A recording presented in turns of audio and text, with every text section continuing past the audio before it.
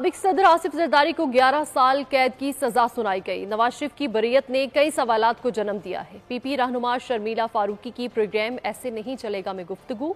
उन्होंने कहा, आज का फैसला सही या माजी का फैसला सही था। अदालत में लाखों मुकदमात ज़ेरे इल्तिवा हैं। कानून सबके लिए बराबर है, किसी को स्पेशल ट्रीटमेंट नहीं मिलनी चाहिए। नून लीग रहनुमा राना तनवीर हुसैन ने प्रोग्राम में कहा कि 2017 से नवाज शरीफ के खिलाफ साजिश शुरू हुई थी। अल अजीजिया झूठा केस है।